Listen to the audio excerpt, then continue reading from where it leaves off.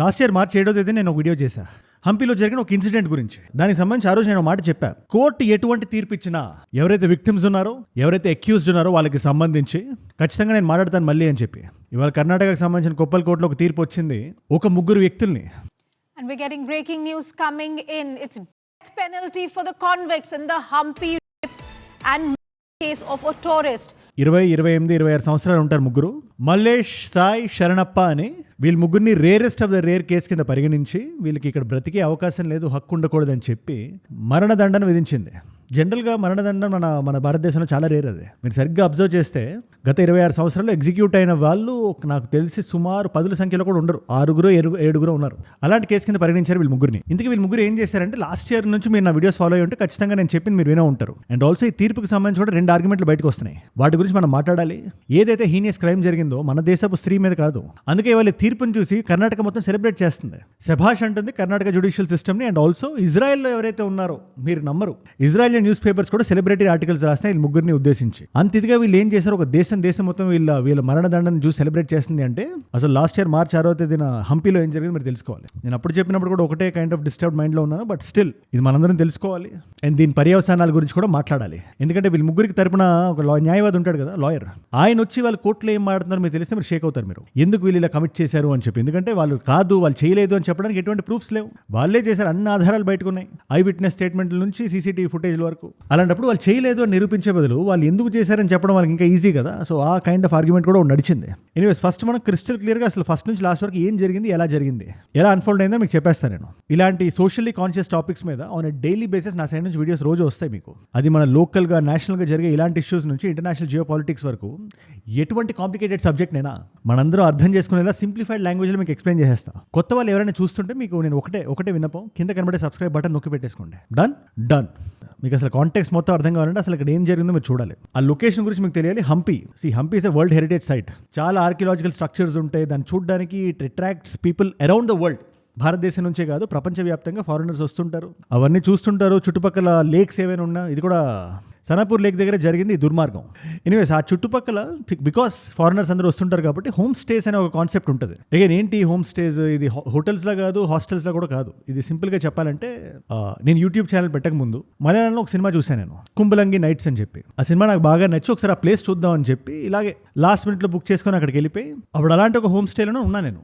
It's basically ఒక host ఉంటారు, వాళ్ళ ఇంట్లోనే ఒక రూమ్ ఇచ్చి వాళ్ళ ఇంట్లో వండుకునేదే పెట్టి ఆల్మోస్ట్ ఆ పర్టికులర్ లొకేషన్లో ఉండే ఒక హోమ్లీ ఫీల్ ఇచ్చే స్పేస్ని హోమ్ స్టేస్ అంటారు. ఇలాంటి హోమ్ స్టేస్ హంపీలో కూడా చాలా ఉన్నాయి. ఇన్ఫ్యాక్ట్ ఫారినర్స్ కూడా ఏదైనా హోటల్లో లాడ్జ్లో చెక్-ఇన్ అవడం కన్నా హోమ్ స్టేస్ బెటర్ అనుకుంటారు, అక్కడ దాకా వచ్చారు కాబట్టి. అలాగే ఒక ఫారెన్ నుంచి వచ్చిన ఒక ఆడపిల్ల, ఇజ్రాయెల్ నుంచి వచ్చింది అమ్మాయి, ఒక హోమ్ స్టేలో దిగింది. అది సనాపూర్ లేక్ దగ్గర ఉంది, హంపీ నుంచి ఒక 30 కిలోమీటర్ల బయట. ఇన్ఫ్యాక్ట్ ఇదే హోమ్ స్టేలో అదే రోజు ఇంకో 3 అబ్బాయిలు కూడా దిగారు. మీరు జాగ్రత్తగా వినండి. అమెరికన్ నేషనల్ ఒక వ్యక్తి 20sలోనే ఉన్నాడు. ఇది కాకుండా ఇంకో 20sలో ఉండే ఇంకో అబ్బాయి, ఆ వ్యక్తి ఒరిస్సా నుంచి, వెస్ట్ బెంగాల్, ఇంకో క్లారిటీ లేదు, ఈ రెండు స్టేట్స్లో ఒక స్టేట్స్ నుంచి వచ్చాడు అబ్బాయి. ఇది కాకుండా ఇంకొక వ్యక్తి 40 సంవత్సరాల వ్యక్తి. సో టోటల్గా 5 ఉన్నారు కదా, ఇంక్లూడింగ్ ఓనర్ కూడా ఆవిడ లేడీ, ఆవిడ కూడా 20sలోనే ఉన్నారు. ఇప్పుడు ఈ 5 కలిసి నైట్ టైం స్టార్ గేజింగ్ చేయడానికి వెళ్ళారు. అగైన్ స్టార్ గేజింగ్ పొల్యూషన్ తక్కువ ఉండే ప్లేసెస్లో, ప్రపంచంలో చాలా తక్కువ ఉంటాయి అలాంటి లొకేషన్స్. హంపీ కూడా ఒకటి స్టార్ గేజింగ్కి చాలా ఫేమస్. ఎక్కువ పొగగిగా ఉండదు కాబట్టి మనకి క్లీన్గా కనబడుతుంటుంది స్టార్స్ నైట్ అంతా చూడడానికి. ఇన్ఫ్యాక్ట్ ఆ లేక్ చుట్టూ చాలా మంది గుమ్ముగొడతారు. ఆ రోజు ఇట్స్ వీక్ డే, తక్కువ మంది ఉన్నారు. ఈ 5 కలిపి వెళ్ళారు అక్కడికి. And they are doing their thing. 7:30కి అట్లా చేరారు. అండ్ 8:39 ఒక 1.5 hours తర్వాత ఒక బైక్లో అటుగా వెళ్తున్న ఒక 3 వీళ్ళని చూసి ఆగారు. వీళ్ళ బ్యాక్ స్టోరీ కొంచెం ఇవ్వాలంటే, వాళ్ళు అప్పటికే బార్కి వెళ్ళి మందు కొట్టి, వీళ్ళ మీద అప్పటికే చాలా కేసులు ఉండి, చట్టం లైట్ తీసుకుని వదిలేసిన క్యాండిడేట్స్. ఇది ఇక్కడ అండర్లైన్ చేసుకోవాల్సిన పాయింట్. ఎందుకంటే మనం ఆ రోజు, ఎందుకంటే వాళ్ళని ఆ రోజు చట్టం సీరియస్గా తీసుకొని ఉంటే పడాల్సిన శిక్ష వాళ్ళకి ఆ రోజే పడి ఉంటే వాళ్ళు లోపల ఉండేవాళ్ళు. ఎనీవేస్ అక్కడ వదలడం వల్ల ఇక్కడ దాకా వచ్చింది సిచ్యువేషన్. వాళ్ళు 3 వచ్చారు, బాగా తాగేస్తున్నారు. ఇలా 5 చూసి ఆగి ఫస్ట్ నెమ్మదిగా నార్మల్గా మాట్లాడడం మొదలుపెట్టారు. ఇప్పుడు ఇందులో ఒరిస్సా అబ్బాయి లేచాడు. ఏంటి అంటే, మాకు 100 రూపాయలు కావాలి, నా దగ్గర డబ్బులు అయిపోయినాయి, బైక్కి పెట్రోల్ కొట్టించాలి, మేము ముందుకు వెళ్ళలేమని చెప్తే కొంచెం ఆలోచించాడు, కానీ జేబులో ఉండే 100 రూపాయలు తీసి ఇచ్చాడు ఆయన. అప్పుడు వాళ్ళకి అర్థమైంది ఏంటంటే, కొంచెం వీళ్ళు మెలోగా ఉన్నారు, మనం వీళ్ళ దగ్గర ఎక్స్ట్రాక్ట్ చేయొచ్చు మనీని అనే ఒక ఆలోచన వాళ్ళలో పుట్టింది. లేదు మాకు 100 రూపాయలు కాదు 1000 రూపాయలు కావాలి, మేము వెళ్ళే డిస్టెన్స్ కూడా చాలా తక్కువ డిస్టెన్స్ అనుకుంటున్నారేమో, చాలా లాంగ్ వెళ్ళాలి, మేము మీ దగ్గర ఉండవేమో అని అడగలేదు, కానీ ఇప్పుడు మీ దగ్గర ఉన్నాయి కాబట్టి మాకు ఇవ్వండి అని మాట్లాడడం మొదలు పెట్టేసరికి ఈ వ్యక్తికి ఇంకా అర్థమైంది ఏంటి వాళ్ళ ఇంటెన్షన్ ఏంటని అర్థమైంది. బ్రదర్ మీరు చూడండి, లేడీస్ ఉన్నారు, బయట దేశం నుంచి వచ్చిన వాళ్ళు ఉన్నారు, వాళ్ళ ముందు మీరు ఇలా న్యూసెన్స్ క్రియేట్ చేయడం కరెక్ట్ కాదు, మీరు వెళ్ళిపోండి అని చెప్పేసరికి ఎక్కడో వాళ్ళ 3 ఈగో హర్ట్ అయింది. 3 దిగి ఈ వ్యక్తిపై దాడి చేయడం మొదలుపెట్టారు. ఇప్పుడు అక్కడ కాపాడుకోవడానికి అందులో ఉండే మిగతా ఇద్దరు కూడా వ్యక్తులు కూడా లేచి వాళ్ళ మీదకి వచ్చి అది ఒక ఫైట్ లా జరిగింది. బాగా తాగిన మత్తులో ఉన్నారు కాబట్టి రోడ్డు మీద ఏం కనబడితే దాంతో తీసి కొట్టి స్టిక్స్ రాళ్ళు ఏది పడితే అది కొట్టి ఆ వెస్ట్ బెంగాల్ అబ్బాయికి తలపై చాలా పెద్ద గాయం చేసి ఆ రివర్ లో తోసేశారు. మిగతా ఇద్దరిని కూడా కొట్టి ఆ నీళ్ళలో పాడేశారు. ఇక్కడ మీరు అర్థం చేసుకోవాల్సిన పాయింట్ ఒకటి ఉంది. వాళ్ళ ముగ్గురు వెళ్ళిపోయిన తర్వాత అక్కడ వీళ్ళిద్దరు ఆడపిల్లలు ఉన్నారు. వాళ్ళు ఎక్కడికి పరిగెట్టలేరు. వీళ్ళ దగ్గర బైక్ ఉంది. తర్వాత ఏదైతే నేను ఆ విషయం గురించి నేను మళ్ళీ నాకు చెప్పడానికి నోరు కూడా రావట్లేదు, కానీ ఏదైతే చేయకూడదో ఆ దుశ్చర్యను వాళ్ళిద్దరు ఆడపిల్లల మీద చేశారు. So there is a foreign national, there is Indian national. In fact చేస్తుండగానే సౌండ్లో వచ్చేసరికి ఆ చుట్టుపక్కల ఎవరైతే ఉన్నారో వాళ్ళు రావడం మొదలుపెట్టారు. ఆ సౌండ్స్ కి వీళ్ళు అక్కడ నుంచి పారిపోయారు. ఇన్ఫాక్ట్ పారిపోయే ముందు వీళ్ళ దగ్గర ఉండే సెల్ ఫోన్లు తీసేసుకున్నారు, జేబులో ఉండే డబ్బులు లాగేసుకున్నారు. 8,500 రూపాయలు, 8,500 రూపీస్ తీసుకొని లొకేషన్ నుంచి పరారైపోయారు. ఊరు జనం అక్కడికి వచ్చారు, ఆడపిల్లల్ని తీసుకెళ్లి హాస్పిటల్లో తీసుకెళ్లారు. మిగతా వాళ్ళ ముగ్గురిని వెతకడానికి చాలా మంది నీళ్ళలోకి దూకారు. ఇప్పుడు ఇందులో నీళ్ళలో చాలా సేపు వెతికిన తర్వాత ఎవరైతే అమెరికన్ నేషనల్ ఉన్నాడో అతన్ని అండ్ ఆ 40 సంవత్సరాల వ్యక్తిని కాపాడగలిగారు, బయటికి తీసుకొచ్చారు. ఇప్పుడు వాళ్ళే అక్కడ జరిగిందంతా పోలీసులకు చెప్పారు. ఈ మూడో వ్యక్తి కోసం రాత్రంతా గాలించారు, కానీ ఎక్కడ ఆ వ్యక్తి దొరకలేదు. నెక్స్ట్ డే ఒక ఊరు దాటేసి పక్క ఊర్లో ఆయన శరీరం దొరికింది. ఆయన తలపై గాయం చేసినప్పుడు ఆయన ప్రాణం పోయింది. అండ్ ఆఫ్ కోర్స్ ఒక ఇంటర్నేషనల్ సిటిజన్ ఇందులో ఇన్వాల్వ్ అవడం వల్ల ఇజ్రాయలీ మీడియా కూడా దీని మీద విస్తారంగా రాసింది. చూడండి ఇండియా గురించి అని చెప్పి. I tell you what, Israel ఇండియాకు ఒక సత్సంబంధాలు ఉన్నాయి, దేర్ ఫ్రెండ్స్. బట్ ఇలాంటి న్యూస్ రాసేటప్పుడు ఇండియా అనే పేరు ఇటువంటి సంఘటనలతో వచ్చినా కూడా ఇట్స్ ఎ బ్యాడ్ నేమ్ అని చెప్పి నేను అనుకుంటా మన దేశానికి. మీరే ఆలోచించండి ఒకసారి, టూరిస్టులు ఎవరైనా మన దేశానికి ఎందుకు వస్తారు? ఇక్కడ మనం సేఫ్గా ఉంటాం నాకు ఆలోచనతోనే కదా వస్తారు. ఇలాంటి ఇన్సిడెంట్ జరిగిన ప్రతిసారి, దాని మీద ఆర్టికల్స్ పడ్డ ప్రతిసారి వేరే వాళ్ళు మన దేశంలోకి రావడానికి భయపడతారు. అందుకని మనం చాలా స్ట్రిక్ట్గా ఉండాలి ఇలాంటి వాటిలో డీల్ చేయడంలో. అందుకే ఈ ఘోరం తర్వాత దీని మీద జరిగిన ఇన్వెస్టిగేషన్ కానీ, ఇన్వాల్వ్ అయిన పోలీసులు కానీ, తర్వాత కోర్టులలో కానీ 11 నెలల పాటు ట్రయల్ జరిగింది. ఫస్ట్ ఇమ్మీడియట్గా ఫస్ట్ ఇద్దరిని పట్టేసుకున్నారు నెక్స్ట్ 24 అవర్స్లో. ఆ మూడో వ్యక్తి దొరకడానికి ఇంకొన్ని రోజులు పట్టింది, బట్ ఆ వ్యక్తి కూడా దొరికాడు. దొరకగానే ముగ్గురిని లోపలే ట్రయల్ మొదలుపెట్టారు. ఈ 11 నెలల్లో ఇప్పుడు ఏం జరిగింది? ఎందుకంటే జనరల్గా ఫస్ట్ జనాలు అడిగే క్వశ్చన్ ఏంటి?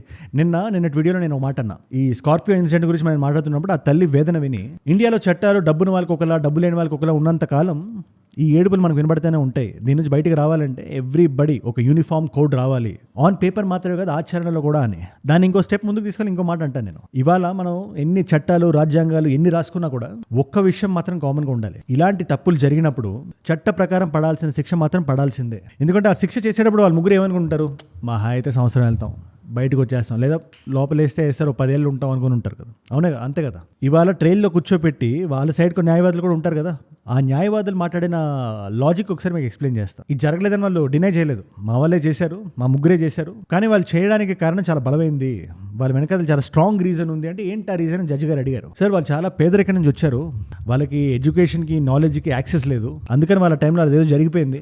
మీరే పెద్ద మనిషి చేసుకొని వాళ్ళ మీద దయించండి, దయించి మరణదండన వేయొద్దు, మీరు ఇంకా శిక్షను తగ్గించండి.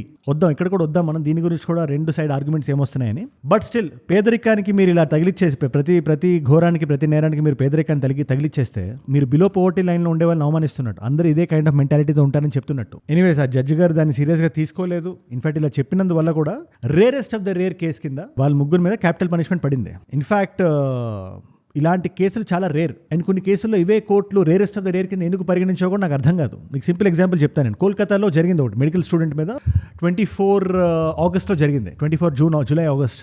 The main accused in the RG Kar rape case pronounced guilty by a court in Kolkata. But Sanjay Roy told the court he was being framed. అది ఎలా జరిగింది, దాని వెనకాతలు ఎంత ఘోరంగా చేశారని మీరు తెలుసుకుంటే దాని గురించి మాట్లాడితేనే చాలా డిస్టర్బ్ అవుతుంది మైండ్. అది కానీ నిర్భయ కేసు కానీ. సరే కోల్కతాని ఎగ్జాంపుల్గా తీసుకుంటే ఇది రేరెస్ట్ ఆఫ్ ద రేర్ కాదు అని వచ్చింది. దాని వెనకాల ఉండే లాజిక్ నాకు ఇప్పటికీ అర్థం కాదు. ఆ వ్యక్తి ఎవడైతే చేశాడో Sanjay Jha, I think his name is, capital punishment పడలేదు అతని మీద. కానీ మీరు ప్యారలల్గా కోర్టులు ఏం చూస్తే క్యాపిటల్ పనిష్మెంట్ ఇచ్చేటప్పుడు మీరు చూస్తే కేరళకి తమిళనాడుకి బార్డర్ దగ్గర ఒక ఆడపిల్ల, దీని గురించి కూడా నేను వీడియో చేశాను నేను, పగడ్బందీగా ప్లాన్ చేసి ఒక 11 నెలల పాటు తన సొంత బాయ్ ఫ్రెండ్ని, ఒక మిలిటరీ సంబంధం వచ్చిందని చెప్పి కాషాయంలో విషం పోసి చంపేసింది. Sessions Court in Nathinkara, Kerala sentenced a 24-year-old Grishma to death on Monday for the murder of her boyfriend Sharon Raj in 2022.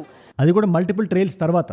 ఇది రేరెస్ట్ ఆఫ్ ద రేర్ అని కోర్టులు ఎందుకు పరిగణించాయంటే ఇదేదో స్పర్ ఆఫ్ ద మూమెంట్లో ఇంపల్సివ్ డెసిషన్లో తీసుకున్న డెసిషన్ కాదు. ఇది చాలా ప్లాన్ చేసి ఒక వ్యక్తిని మానసికంగా ఫిజికల్గా చంపేసింది అమ్మాయి. అందుకని ఆడపిల్ల పైన మరణదండన పడాలి అని చెప్పి ఆ రోజు కోర్టు నిర్దేశించింది. మీరు ఈ కేసు కూడా మీరు చూడండి. మందు కొట్టి బైక్ మీద వెళ్తూ 100 రూపాయలు కావాలని ఆగి పబ్లిక్ న్యూసెన్స్ ఫస్ట్ క్రియేట్ చేసి, తర్వాత వైలెన్స్ చేసి, కొట్టి చంపేసి ఆడపిల్లల మీద అఘాయిత్యం చేశారు. ఇది ఒక స్పర్ ఆఫ్ ద మూమెంట్ లో బై మిస్టేక్ ఏదో జరిగిపోయింది కాదని చెప్పి కోర్టు పరిగణించి ప్లస్ ఇంటర్నేషనల్ సిటిజన్ ఇన్వాల్వ్ అయి ఉందని చెప్పి ఈ రూలింగ్ పాస్ చేసింది కోర్టులో. ఆ ఇజ్రాయెల్ ఆడపిల్ల మాత్రం ఎందుకు వచ్చి ఉంటుంది భారతదేశానికి?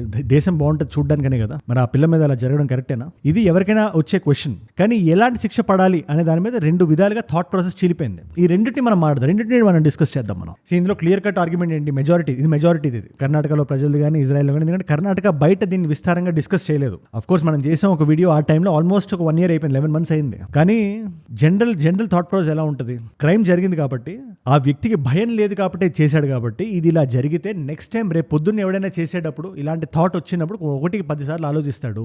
ఏదో 1 సంవత్సరం 2 సంవత్సరాలు కాదు ప్రాణాలు ఎగిరిపోతాయని చెప్పి ఒక భయం లోపల ఉంటే చేసే ఆలోచన కూడా రాదు. కాబట్టి ఇది కరెక్ట్, ఇలాగే జరగాలి. ఆడపిల్ల పైన మనం బలం చూపించినా అఘాయిత్యం చేసినా కూడా మన ప్రాణాలు తీసేసే అంత స్థాయికి వెళ్తుంది కోర్టు అని మీరు తెలుసుకోవాలంటే జరగాలి. Clear cut action, crime and punishment technique ఇది తప్ప కరెక్ట్ అనే పాయింట్ మీద నేను ఇక్కడ మాట్లాడలేదు. దీనికి అదర్ ఆర్గ్యుమెంట్ కూడా ఉంది, అది కూడా మీ ముందు పెడతాం.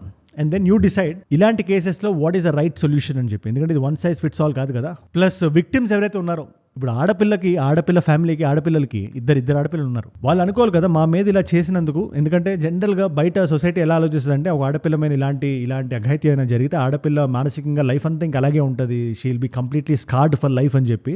దానికి నేను డిస్కౌంట్ ఇవ్వట్లేదు, అది నేను కాదని నేను చెప్పట్లేదు నేను. కానీ ఆడపిల్లకి ఈ క్రైమ్ దాటి కూడా ఒక జీవితం ఉంటుందని చెప్పి మనం యాజ్ అ సొసైటీ మనం గుర్తించాలి. సో వాళ్ళకి ఒక క్లోజర్ కావాలన్నా కూడా ఇలాంటి పనిష్మెంట్ ఉండాలి అని చెప్పి ఒక ఆర్గ్యుమెంట్ కూడా ఉంది. ఇప్పుడు దీన్ని కాదనే వాళ్ళు ఏమంటారు, డైరెక్ట్ కాజ్ అండ్ ఎఫెక్ట్ కాదు, ఇలాంటి శిక్షలు మీరు ఇవ్వడం వల్ల ఇలాంటి క్రైమ్ రేట్ తగ్గుతుందని చెప్పి ఎక్కడ మనకి సొసైటీలో ఎక్కడ ప్రపంచవ్యాప్తంగా ఎక్కడ లేదు కదా.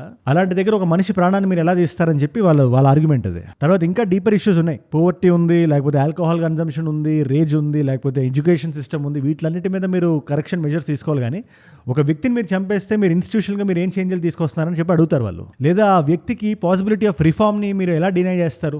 రీసెంట్గా ఒక సినిమా వచ్చింది ఇదే పాయింట్ మీద, గుణశేఖర్ గారు తీశారు దాన్ని. ఆ సినిమా నేను ఇంకా చూడడం జరగలేదు, కానీ వీ హ్యాడ్ ఎ డిస్కషన్ ఆ సినిమాలో ఏం చెప్పాలని, ఆ పాయింట్ ఏంటి అని చెప్పి. అండ్ ఎవరైతే ఆ సినిమాని చూసారో కూడా they were very very appreciative of the concept of the film. కరెక్టే కదా అనుకున్నానని చెప్పారు నాతో. నేను I don't want to tell ఆ సినిమా గురించి ఏది, ఎందుకంటే అది స్పాయిలర్స్ అవుతాయి. I don't want to get in to that. But ఓవరాల్గా వాళ్ళ పాయింట్ ఏంటంటే ఇది ఇర్రివర్సిబుల్ డ్యామేజ్ కదా, దీన్ని మీరు వెనక్కి వెళ్ళి తీసుకోలేరు కదా, దీని మీద మీరు ఏమంటారు అని చెప్పి. ఇప్పుడు నేను మిమ్మల్ని అడుగుదాం అనుకుంటున్నా. ఇప్పుడు వీళ్ళు ముగ్గురు మీద ఇలాంటి శిక్ష పడింది కదా, ఇవాళ వీడియో మొత్తానికి ఇదే సారాంశం అనుకోండి.